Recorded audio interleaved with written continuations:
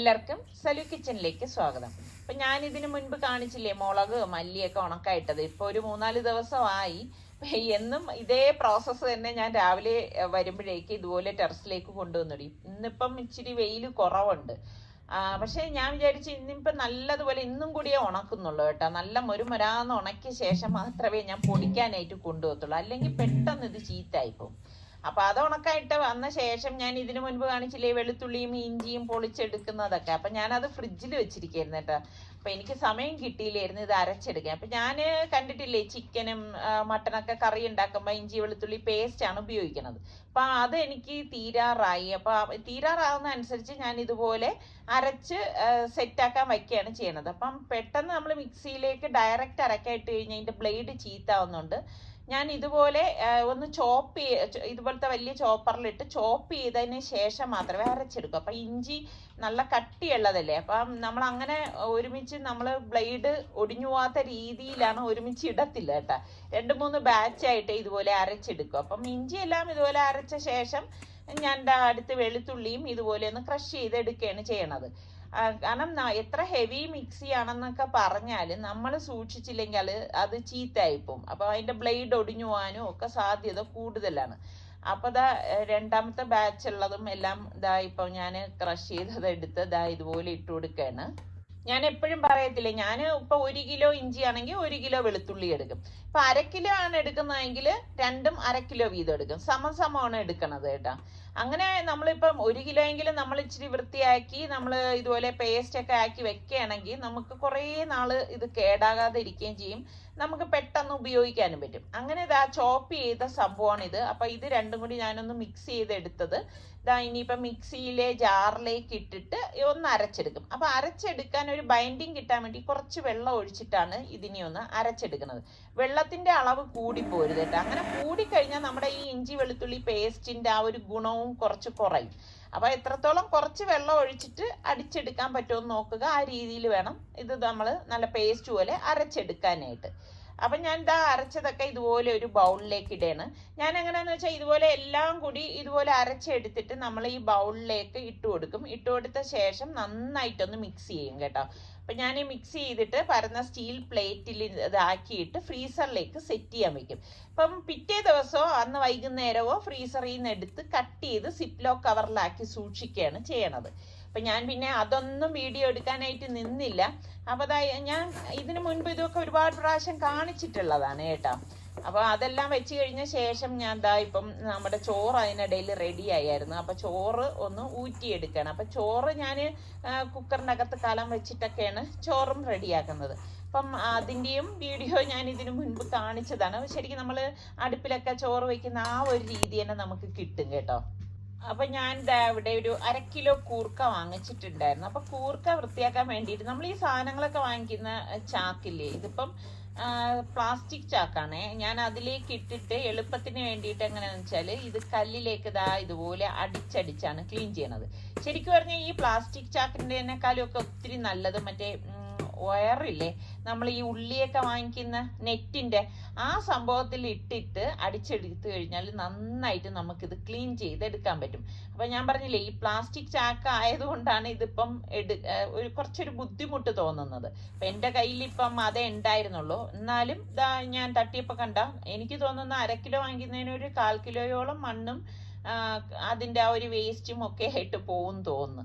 അപ്പൊ ഇത്രയും വേസ്റ്റ് അതിലുണ്ടായിരുന്നതാണ്. അപ്പൊ നമ്മൾ ഇങ്ങനെ അടിച്ചെടുക്കുമ്പം പെട്ടെന്ന് ഇത് നമുക്ക് ക്ലീൻ ചെയ്തെടുക്കാനും പറ്റും. അപ്പൊ നല്ലതുപോലെ മണ്ണും മഴുക്കും ഒക്കെ ഉണ്ടാവും കേട്ടോ. അപ്പൊ ഇത് നല്ലതുപോലെ ഒന്ന് കഴുകിയിട്ട് ഞാൻ അതിന്റെ പുതിയ ഒരു വയർ ബ്രഷാണ് കേട്ടോ. ഇത് പാക്കറ്റിൽ നിന്ന് ഇളക്കിയതേ ഉള്ളൂ. നമ്മൾ പാത്രം കഴുകാനൊന്നും ഉപയോഗിക്കുന്നതൊന്നും എടുത്ത് ക്ലീൻ ചെയ്യരുതേ. എന്നിട്ട് ഞാൻ ഇതുപോലെ തേച്ച് കഴുകിയെടുക്കും. ഞാൻ ഇങ്ങനെയാണ് കേട്ടോ. നമ്മളുടെ ചില ബ്രഷുകളൊക്കെ ഇതുപോലെയുള്ള ഈ വയർ ബ്രഷ് അതുപോലെയുള്ള അല്ലാതെ പാത്രം കഴുകുന്ന ഹാൻഡിലുള്ള ബ്രഷൊക്കെ ഇല്ലേ, പ്രത്യേകം വയ്ക്കും എളുപ്പം ക്ലീൻ ചെയ്യാൻ വേണ്ടിയിട്ട്. അപ്പൊ ഇതുപോലെ ചെറിയ പീസായിട്ടാണ് കൂർക്കയെ ഞാൻ ഇങ്ങനെ കട്ട് ചെയ്തെടുക്കണത്. അപ്പൊ ഈ ഒരു സൈസിലാണ് ഞാൻ കട്ട് ചെയ്തെടുക്കണത് കേട്ടോ. അപ്പൊ പെട്ടെന്ന് വെന്ത് കിട്ടുകയും ചെയ്യും. എനിക്കാണെങ്കിൽ ഭയങ്കര ഇഷ്ടമുള്ള ഒരു വെജിറ്റബിൾ ആണ് കൂർക്ക എന്ന് പറഞ്ഞാൽ. നിങ്ങൾക്കൊക്കെ എങ്ങനെയാണ്? അപ്പൊ ഞാൻ കട്ട് ചെയ്ത ശേഷം വെള്ളം ഒഴിച്ച് വീണ്ടും ഒന്ന് കഴുകണം. ഒട്ടും മണ്ണും കല്ലും ഒന്നും വരാൻ പാടില്ല. കണ്ടോ, വീണ്ടും ഇതിൽ നിന്ന് അഴുക്കിളകി വരികയാണ്. അപ്പൊ ഇത് നല്ല വൃത്തിയാകുന്നത് വരെ വെള്ളം ഒഴിച്ച് നല്ലതുപോലെ ഒന്ന് കഴുകിയെടുക്കണം.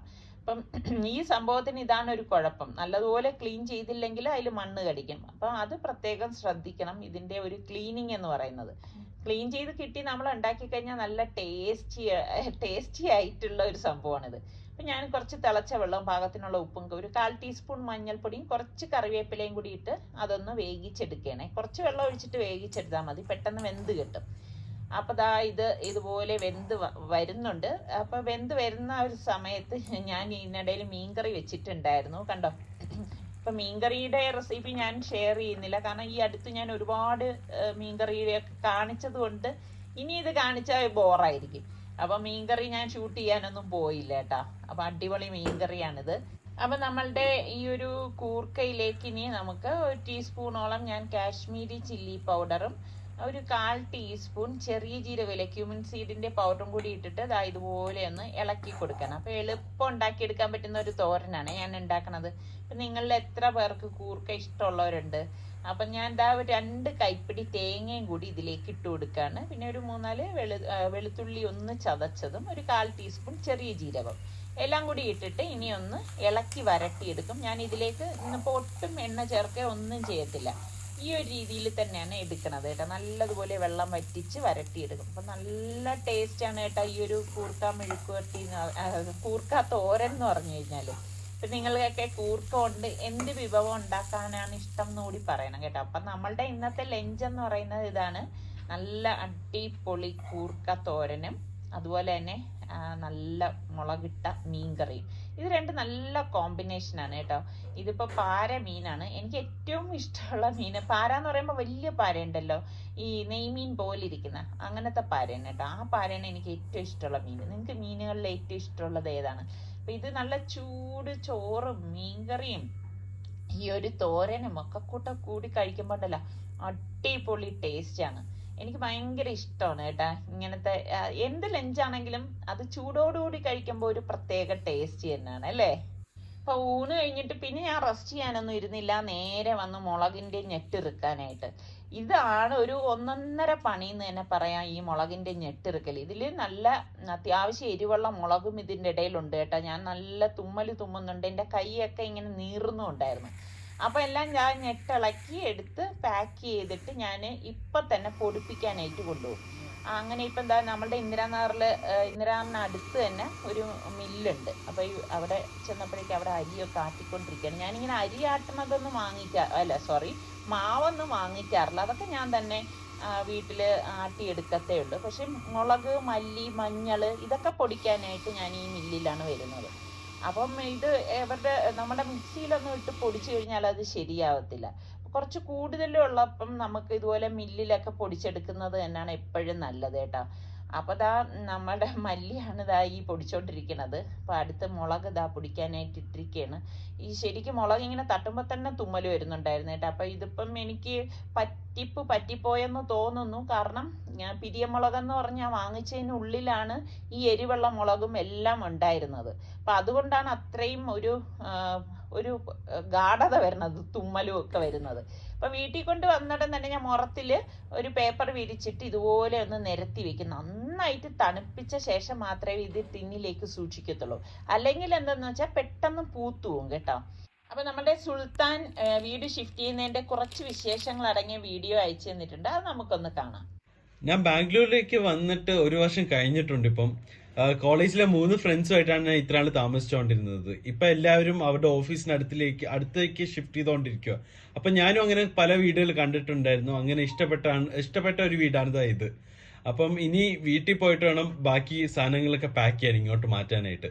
അപ്പോൾ ഈ ടേബിളും ഈ കസേരയും പിന്നെ മോണിറ്ററും പാക്ക് ചെയ്യാനുണ്ട്. അപ്പോൾ ഇത് എല്ലാം കൂടി ഇതൊക്കെ ടേബിളൊക്കെ ഡിസ്മാൻഡിൽ ചെയ്ത് നമുക്ക് കാർഡ്ബോർഡിലാക്കണം. കസേരനെ അതുപോലെ തന്നെ കൊണ്ടുപോകാം, കാരണം ഇത് ഡിസ്മാൻഡിൽ ചെയ്യാൻ കുറച്ച് പാടാ. പിന്നെ മോണിറ്റർ ബാഗിലോട്ട് ഇടണം.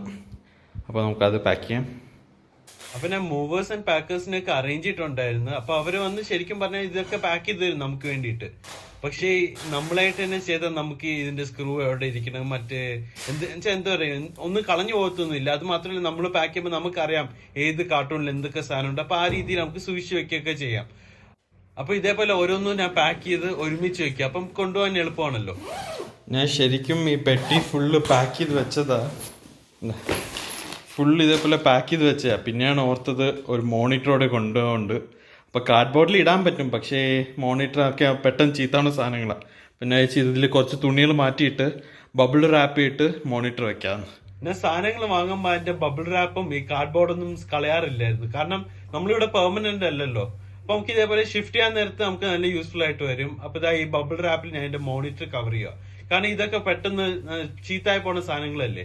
അപ്പൊ ഇതേപോലെ ബബിൾ റാപ്പ് ചെയ്തില്ലെങ്കിൽ നമ്മുടെ സ്ക്രീനൊക്കെ പൊട്ടിപ്പോകാനൊക്കെ ചാൻസ് ഉണ്ട്. പിന്നെ ഇതേപോലെ റാപ്പ് ചെയ്ത് നമ്മുടെ ബാഗിലേക്ക് വെക്കുകയാണ്. പിന്നെ ബാക്കി തുണികൾ വന്നത് അതിന്റെ മുകളിൽ വെച്ചാൽ ഫുള്ള് നല്ല പ്രൊട്ടക്റ്റ് ആയി അതിൻ്റെ അകത്ത് ഇരുന്നോളും. അപ്പൊ ഇത് പാക്കിംഗ് കഴിഞ്ഞു. ഇനിയാണ് എനിക്ക് എന്റെ ഫ്രിഡ്ജ് ക്ലീൻ ചെയ്യാനുള്ളത്. അപ്പൊ നമ്മൾ ഇവിടുത്തെ വീട്ടിലെ സാധനങ്ങളൊക്കെ നമ്മൾ ഷെയർ ഇട്ട് വാങ്ങിയത്, അതായത് ഫ്രിഡ്ജ്, വാഷിംഗ് മെഷീൻ, സ്റ്റവ്, അങ്ങനത്തെ സാധനങ്ങളൊക്കെ. അപ്പൊ അങ്ങനെ ഞാൻ എടുത്തതാണ് ഈ ഫ്രിഡ്ജ്. അപ്പം ഈ ഇവിടെ നിന്ന് തന്നെ നമ്മൾ ക്ലീൻ ചെയ്തോണ്ട് പോയാൽ പിന്നെ അവിടെ പ്രശ്നമില്ല. കാരണം നമ്മൾ പുതിയ വീട് ക്ലീൻ ആയിരിക്കുന്ന സ്ഥലമല്ലേ. അപ്പൊ അവിടെ ചെന്ന് ക്ലീൻ ചെയ്യണേക്കാളും ഇവിടെ നിന്ന് തന്നെ ക്ലീൻ ചെയ്ത് എടുത്തുകൊണ്ട് പോകാലോ. അപ്പൊ ഇതൊക്കെ ഓഫീസ് കഴിഞ്ഞിട്ടുള്ള സമയത്ത് ഞാൻ ചെയ്യണതാ. അപ്പൊ ഫ്രിഡ്ജാണ് മോസ്റ്റ്ലി ക്ലീൻ ചെയ്യാനുള്ളതായിരുന്നു. പിന്നെ സ്റ്റൗവിന്റെ കുറച്ച് ടോപ്പ് ക്ലീൻ ചെയ്യണമായിരുന്നു. അപ്പൊ അതൊക്കെ എന്തായാലും ചെയ്തിട്ടുണ്ടായിരുന്നു. അപ്പം ഇതിന്റെ കൂടെ തന്നെ ഞാൻ പറഞ്ഞില്ലേ എനിക്ക് സ്റ്റവ് കൂടെ ഉണ്ടായിരുന്നു. അപ്പൊ ഈ ഗ്യാസ് എന്റെ പേരിലായി ശരിക്കും എടുത്തത്. അപ്പം എനിക്ക് മാത്രമേ ഇത് എടുക്കാൻ പറ്റൂ. പിന്നെ അതിന്റെ കൂടെ സ്റ്റവും ഇതേപോലെ അതിന്റെ കൂടെ കിട്ടിയത്. അപ്പം ഫുള്ള് പാക്ക് ചെയ്ത് റെഡിയാക്കി വെച്ചിരിക്കുക. കാരണം ഇത് ഞാൻ പറഞ്ഞില്ലേ, ഇത് അവര് വന്ന് പാക്ക് ചെയ്ത് തരും. പക്ഷെ എന്നാലും അതിന്റെ ബോക്സിൽ നമ്മൾ പാക്ക് ചെയ്യുമ്പോൾ നമുക്കറിയാലോ ഇങ്ങനെയൊക്കെ തിരിച്ച് നമ്മൾ തന്നെയല്ലേ ഇതൊക്കെ അൺപാക്ക് ചെയ്യാനുള്ളത്. അപ്പം നമുക്ക് അറിഞ്ഞു വെച്ചാൽ അത്ര എളുപ്പമാണ്, നമുക്ക് പെട്ടെന്ന് സമയത്തിൽ ചെയ്ത് തീർക്കാനും പറ്റും ഇതൊക്കെ. അപ്പൊ ഏകദേശം എല്ലാം പാക്കായി കഴിഞ്ഞു. ഇനി കുറച്ച് അടുക്കള സാധനങ്ങൾ മാത്രമേ ഉള്ളൂ പാക്ക് ചെയ്യാൻ. അതിനുവേണ്ടി ഞാൻ കാർഡ്ബോർഡൊക്കെ റെഡിയാക്കി വെച്ചിട്ടുണ്ട്. അപ്പം ഈ സാധനങ്ങൾ ഈ കാർഡ്ബോർഡിലേക്ക് സ്റ്റോർ ചെയ്താൽ മാത്രം മതി. അപ്പോൾ ഈ ബോക്സിൽ ഫുള്ള് ഫുഡ് ഐറ്റംസാണ്. മറ്റേ മസാല പൊടികളും പിന്നെ നമ്മുടെ ഫുള്ള് മസാല പൊടികളൊക്കെ ഇതിൻ്റെ അകത്ത്. ഇതെൻ്റെ ചമ്മന്തി പൊടിയാണ്, ദോശയുടെ ചമ്മന്തി പൊടി, ചുക്കാപ്പി, ബോംബെ മസാല, കഞ്ഞിയുടെ അരി, കുരുമുളക്, അങ്ങനെ ഫുള്ള് ഫുഡ് ഐറ്റംസ് ഒക്കെ ഉള്ളത് ഈ ബോക്സിലിട്ടിരിക്കുക. അപ്പം അങ്ങനെ ഫുള്ള് പാക്ക് ചെയ്തുകൊണ്ടിരിക്കുക. ഇതെനിക്ക് പാത്രങ്ങളൊക്കെ വെക്കാനായിട്ടുള്ള ബോക്സ്. അപ്പോൾ ഫുള്ള് പാത്രങ്ങളും അങ്ങനത്തെ സംഭവങ്ങൾ. പിന്നെ എൻ്റെ കമ്പ്യൂട്ടറിൻ്റെ സാധനങ്ങളൊക്കെ വെക്കാൻ വേറെ ബോക്സ് ഇപ്പോൾ ഒന്നും വെച്ചിട്ടില്ല, വെക്കണം. പിന്നെ ഇതെൻ്റെ കേബിളിൻ്റെ ഫുള്ള് കേബിളും പ്ലഗൊക്കെ. അങ്ങനെ പാക്കിംഗ് എന്ന് പറഞ്ഞാൽ കുറച്ച് മെനക്കെണ്ണ പണിയ. അങ്ങനെ എല്ലാം പാക്ക് ചെയ്ത് വെച്ച് ഇതൊക്കെ അവർ കാട്ടും കൊണ്ടുവരും. അപ്പം അതിലേക്ക് നമുക്ക് ഇടാൻ പറ്റാൻ അങ്ങനെ ഇടാൻ വേണ്ടിയിട്ട് ഞാൻ മാറ്റി വെച്ചിരിക്കുന്നതാണ്. ബാക്കിയൊക്കെ ഞാൻ തന്നെ എല്ലാ കാർട്ടൂണിലാക്കി വെച്ചിട്ടുണ്ട്. ശരിക്കും പറഞ്ഞാൽ അവർ തന്നെ വന്നിട്ട് കാർട്ടൂണിലെല്ലാം വെച്ച് തരും. പക്ഷേ നമ്മൾ വെക്കുമ്പോൾ നമുക്ക് അതിൻ്റെ രീതിയിൽ വെക്കാൻ പറ്റുമല്ലോ. അപ്പം mostly gas cylinder, gas stove, കസേര, ഫ്രിഡ്ജ്, പിന്നെന്തുവാ അതൊക്കെ തന്നെ മോസ്റ്റ്ലി ഉള്ളു. പിന്നെ കുറേ കിച്ചണിൻ്റെ സാധനങ്ങൾ, പിന്നെ എൻ്റെ കമ്പ്യൂട്ടറിൻ്റെ സാധനങ്ങൾ, കമ്പ്യൂട്ടർ ടേബിള് ബാക്കിലുണ്ട്. അപ്പോൾ അതൊക്കെയാണ് മെയിൻ സാധനങ്ങൾ. ബാക്കിയെല്ലാം ചെറിയ ചെറിയ ഐറ്റംസാണ്. അപ്പോൾ ഇനി നാളെ രാവിലെ 8 അല്ലെങ്കിൽ 9 ഇടയിൽ വരുമെന്നാണ് പറഞ്ഞവർ. അപ്പം അവർ വന്ന ശേഷം ബാക്കി ഇതൊക്കെ അതിലോട്ട് ഇട്ടിട്ട് ഇതെല്ലാം കൊണ്ടുപോവാണ് ചെയ്യണത്. അപ്പം ഇനി നാളെ എന്തൊക്കെയാണ് നടക്കുന്നത്. അപ്പൊ ഇതുവരെ ഞാൻ നമ്മൾ താമസിച്ച വീട് കാണിച്ചില്ലല്ലോ. ഇതാണ് നമ്മുടെ കിച്ചൺ. നല്ല വലിയ കിച്ചൺ തന്നെയാണ്. നമ്മുടെ ഫ്രണ്ട്സ് ഓരോരുത്തർ ഷിഫ്റ്റ് ചെയ്ത് തുടങ്ങി, അതുകൊണ്ടാണ് റൂമുകളെല്ലാം കാലിയായിട്ടിരിക്കുന്നത്. ഇതാണ് ഒരു ബെഡ്റൂം, കണ്ട അറ്റാച്ച്ഡ് ആയിട്ട് തന്നെ വലിയ കബോർഡൊക്കെ ഉണ്ട്. അപ്പുറത്തെ ബെഡ്റൂമും ഇതേപോലെ തന്നെയാണ്. ഞാൻ പറഞ്ഞ പോലെ എല്ലാവരും ഷിഫ്റ്റ് ചെയ്ത് തുടങ്ങി, അതുകൊണ്ടാണ് ഇപ്പൊ റൂമൊക്കെ കാലിയായിട്ട് ഇവിടെ ഇരിക്കുന്നത്. ഈ ലൊക്കേഷൻ പറഞ്ഞാലും നല്ല അടിപൊളി ലൊക്കേഷനും നല്ല വലിയ വീടൊക്കെ തന്നെയായിരുന്നു. പക്ഷേ എന്നാലും ഓരോരുത്തർ ഷിഫ്റ്റ് ചെയ്ത് തുടങ്ങിയോണ്ട് എനിക്കും ഷിഫ്റ്റ് ചെയ്യേണ്ടി വന്നു. അപ്പോൾ പാക്കിങ്ങിൻ്റെ ആൾക്കാർ വന്നിട്ടുണ്ട് ഇന്ന് രാവിലെ തന്നെ. ഇപ്പം സമയം 9:30 ആയി. ഓരോന്നും അവരെടുത്തോണ്ട് പോവുക.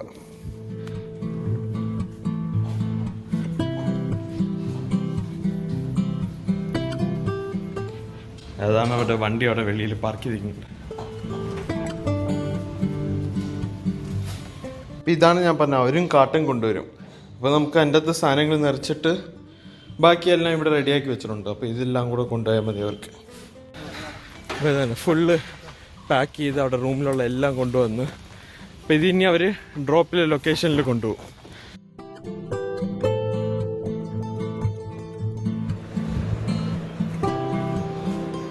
ബൈ ഇതറിയിച്ചു.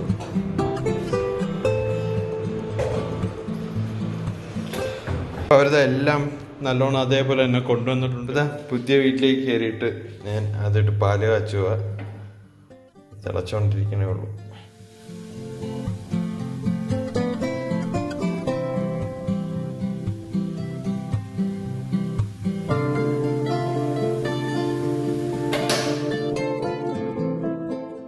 നമ്മുടെ പാല് കഴിച്ച് കഴിഞ്ഞ് എല്ലാവരെയും ആരുടെയും വിളിച്ചില്ല അറിയിച്ചില്ല എന്നൊന്നും പറയരുത്.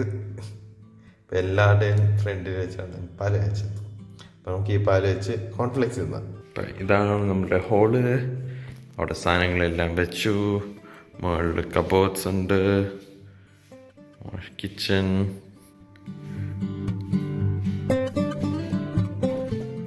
പിന്നെ വാഷ്റൂം, ബെഡ്റൂം. ഇപ്പോൾ ബെഡ്റൂം ഫുൾ സെറ്റപ്പ് ആക്കി വെച്ച് എൻ്റെ കമ്പ്യൂട്ടർ ടേബിളും എല്ലാം കൊണ്ടുവന്ന് സെറ്റാക്കി വെച്ചിട്ടുണ്ട്. This is my house. ഇപ്പോൾ വാട്ടർ ഫിൽറ്റർ ഫിറ്റ് ചെയ്യാൻ വേണ്ടി വന്നിരിക്കുക. എന്ന് വെച്ചാൽ ഇവരുടെ തന്നെ റെൻറ്റ് സർവീസാണ്. അപ്പം നമുക്ക് എത്ര ലിറ്റർ വെള്ളം വേണം അതൊക്കെ അനുസരിച്ച് ഓരോ പാക്കേജ് ഉണ്ട്. അപ്പോൾ അതനുസരിച്ച് അവർ ഫിറ്റ് ചെയ്തിട്ട് എത്ര മാസം നമ്മൾ എടുക്കുന്നത് അതിൻ്റെ റെൻറ്റ് മാത്രം കൊടുത്താൽ മതി. അപ്പോൾ അതാണ് ഇവരുടെ റെൻറ്റ് സർവീസ്. ഇതിൽ ഒരു TDS സെറ്റ് ചെയ്തിട്ടുണ്ട്. അബി 103 ഓക്കെ. അപ്പം ശരിക്കുള്ള റേഞ്ച് 50 to 150 മാത്രമേ നമുക്ക് കുടിക്കാൻ പറ്റൂ. അപ്പം ടാപ്പ് വാട്ടർ വന്നിട്ട് 600 ആയിരുന്നു. അപ്പോൾ അവർ സെറ്റ് ചെയ്തിട്ടുണ്ട് TDS.